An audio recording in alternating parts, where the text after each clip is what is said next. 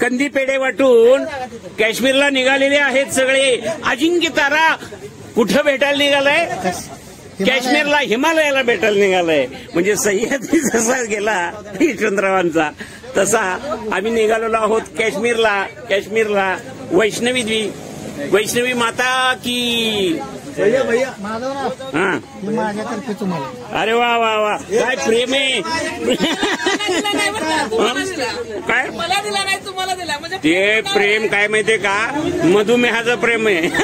सगळे पुण्यात पोहोचलेले आहेत. व्हिडिओ पाठवतो सगळ्यांना. सगळे पुण्यात पोहोचलेले आहेत. जय माता दी. खुडे साहेबांनी घेतलेला खुळखुळा हा काश्मीरी खुळखुळा आहे. ह्याचं नाव साधं सुद्धा नाहीये. पुन्हा ते लहान झालेले आहेत. काश्मीरमध्ये जाऊन एकमेक काय करणार आहेत तर बर्फ खेळणार आहेत. अशा खुळखुळा वाजवा चौघीने वाजवा. हमारा है तुषार और ये है सूरज. अरे क्या नाम है बताओ तुम्हारा? क्या नाम है? मेरा नाम सूरज मोरे और तुषार निगम. और ये है मेरे लखन, ये है मेरे प्यारे लखन. काश्मीर म्हणजे वैष्णवी स्वर्ग सुख अनुभवा. आणि हे खेळण्याचं नाव सांगा आणि हे मोफत माझ्याकडे मिळवून जावा. चावरेटूस मार्फत मोफत. झेलम एक्सप्रेसने निघालेले आहेत मिस मुख्यमंत्री सुनील शेटे आणि जाधव साहेब. ही निघालेली रेल्वे जम्मू काश्मीर वैष्णवी देवी हा पहा शेतीचा भाग.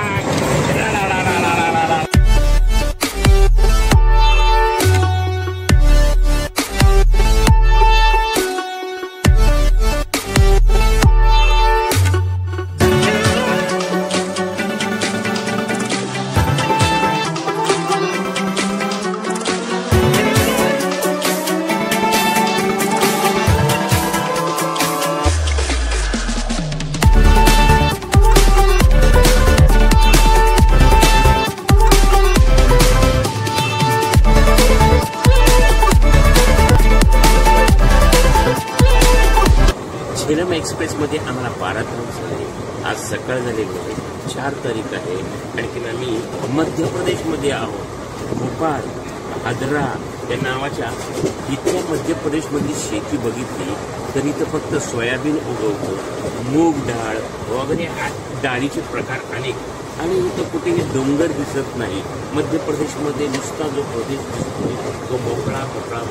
पण शेती खूप चांगल्या पद्धतीची आहे. गाडी माती आहे. त्याच्यामध्ये कुठेही कारखाने किंवा इंडस्ट्री एरिया दिसत नाही. काही ठिकाणी दिसत नाही. त्याच्यामध्ये शेती उत्तम पद्धतीनं करणारे शेतकरी दिसत आहेत. माती सुद्धा काळी दिसत आहे. त्याच्यामध्ये सोयाबीनचं पीक भरपूर आहे. इथं ऊस नाहीये. कुठलीही व्यापारी पिकं दिसत नाहीत. पण मूग आणखीन पाणी सुद्धा चांगल्या प्रकारचं आहे. पाणी सुद्धा भरपूर आहे. परंतु शेती मोठ्या प्रमाणात आहे. मध्य प्रदेशमध्ये या, भोपाळमध्ये या, तुम्हाला सुंदर वाटेल. आम्ही झेलम एक्सप्रेसनं काश्मीरला निघालेलो आहोत. तुम्ही भेट द्या काश्मीर. पुणे रेल्वे स्टेशनपासून आम्ही निघालेलो आहोत. बरोबर अमोल आहे. टावर 2 आम्ही निघालो झेलम एक्सप्रेसनं. हिरवगार दृश्य दिसत आहे. एप्रिल महिन्यामध्ये सुद्धा कडक उन्हाळा आहे. ओसाड प्रदेशामध्ये आम्ही माणसं, परंतु आज हिरवगार बघताना इतके छान वाटतं आहे. सुंदर वाटतंय. तशीच माणसं आमच्याबरोबर हिरवीगार आहेत. निसर्गानं सजलेली आहेत. असा हा निसर्ग परिसर बघा किती छान दिसतो. रेल्वेमध्ये झेलम एक्सप्रेस ही अशी आमची रेल्वे चालू आहे बरं का. आणि ह्यामध्ये 2 दिवस आम्ही असं आरामशीर झुकू जरी थांबलो तरी आमच्या डोक्यामध्ये झुकू असा हा आनंद. वयाच्या 60व्या नंतर नवरा बायको अमोल, आमचा इरकर लखन इरकर आणि ह्या 2 आम्हाला अन्नपूर्णा फौजी पाटील साहेब फ्रॉम सांगली नरसिंहवाडी. आणि हे आमचे क्लास 1 अधिकारी, शासकीय अधिकारी, जे प्रकल्प अधिकारी तुम्ही शिवाजीराव खुडे, सुरेशराव पंडित, हे इरिगेशन जलसंधारण इथले ते अधिकारी होते. अशा पद्धतीने आम्ही जम्मू आणि काश्मीरला निघालेलो आहोत. आता वर्णन करताना खोडे साहेबांनी शिवाजीरावांनी एक भन्नाट शब्द वापरला जो सातारी आहे, जो महाराष्ट्रीयन आहे. ऊस कसा आलाय बघा, तर्राट ऊस आहे.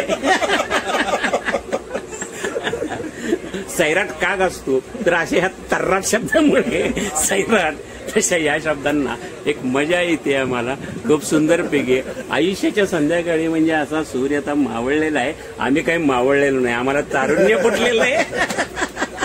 आणि तारुण्य फुटल्यामध्ये आम्ही जम्मू काश्मीरला निघालो आहोत.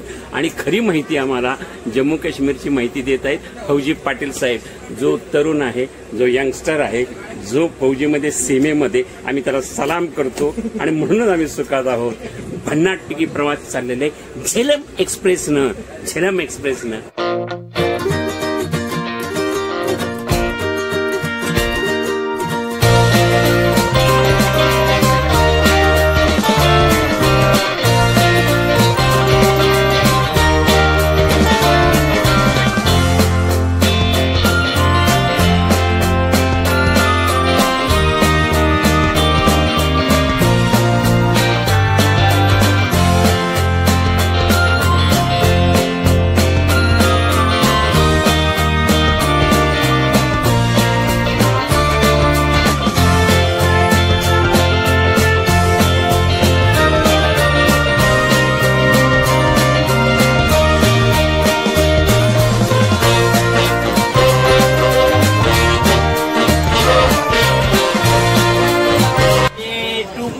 सुरेश, 11वीपासून असलेल्या मित्राचा वाढदिवस आहे आणि आम्ही रेल्वेत साजरा करतोय.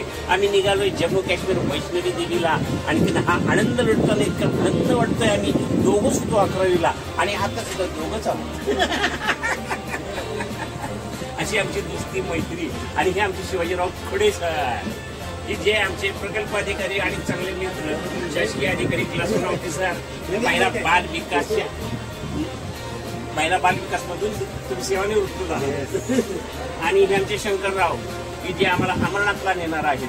आणि हे आमचे मित्र दुसरे, की जे आग्र्याचे आहेत आणि अर्धा किलोची सोन्याची माळ घालणारे. हे बघा, ह्या आमच्या आशाताई काश्मीरला निघालेले आहेत बरं का, सातारावरनं. त्यांना आत्ताच थंडी वाजायला लागली. अजून पुणे स्टेशनवरून इथपर्यंत आलेलो आहे. हे आमच्या सुरेशची बहीण, म्हणजे माझी बहीण. अगं तुझं नाव सांग की. हे आमच्या छाया अक्का, आमच्या आई साहेब यांच्या बरोबर. हे सुरेशराव आणि सुरेशरावची भाऊजी. आम्ही सगळे झेलम एक्सप्रेसनं निघालेलो आहोत. कुठे? काश्मीर आणि वैष्णवी देवी. तावरे टूर्स. हे आहेत आमचे अण्णा थोडस बोला. अण्णा थोडस बोला. काही बोला. हास्य दरबार मांडा, काही मांडा. सर बोला, आपण कुठं निघालेला आहात? आपलं नाव सांगा. पहिलं मी सुनील शेटे, मी भुई, तालुका वाई, जिल्हा सातारा. अरे वा. आपल्या सर्वांचं तारवे टूर्स मध्ये, काश्मीर वैष्णोदेवी टूर्स मध्ये स्वागत. अरे वा वा वा. सर्वजण टूर एन्जॉय करूया. अरे वा वा वा. वैष्णवी माता की जय. दादा तुम्ही बोला. जय माताजी. अरे वा. कुठे निघालात? वैष्णोदेवीला. कुठनं? भुईंजवरून. अरे वा वा वा. सातारा. भुईंजला कुठले ऋषी आहेत? भृगुऋषी. अरे वा वा वा वा वा. भृगऋषींकडनं तुम्ही आलेला आहात आणि वैष्णवी देवीकडे निघालेला आहात. काय भाग्यच आमचं की भृगऋषी आमच्या बरोबर आहेत. सर बोला तुम्ही. विजय भोसले. अरे वा. नावात विजय आणि भोसले म्हणजे सरकार आहात आपण. म्हणजे भुईंजवरूनच. अरे वा वा वा वा वा. आता आपल्याकडे प्रमुख तुम्ही आहात असं वाटतंय. दादांचे दादा, एक अण्णा झाले, दादा झाले, एक विजयराव झाले. अरे वा वा वा. कुठे निघालेला आहात? वैष्णवी देवीला. काश्मीर म्हणजे काय आहे? थंड हवेचे ठिकाण. अरे वा वा वा वा. हे खेळणं हातात घ्या, याचं नाव सांगा.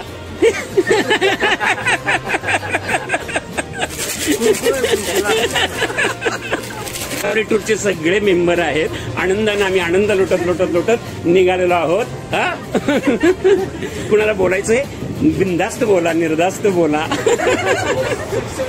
सगळ्यात अरे बोलणारच की.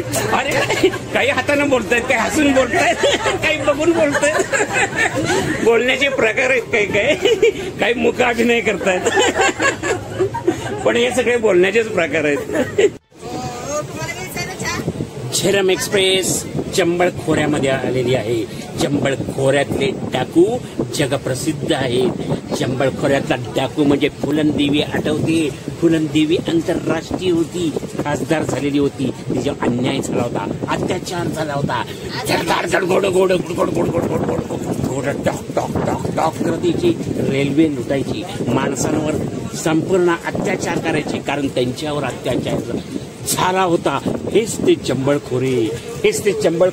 त्या चंबळखोऱ्यामध्ये कोणतंही झाड दिसत नाही, फक्त वारुळं, टेकड्या, मातीची टेकडी, अशा पद्धतीचे संपूर्ण चंबळखोर आहे. एक चंबळ नदी आहे आणि चंबळ नदीच्या अवतीभोवती हे चंबळखोर आहे.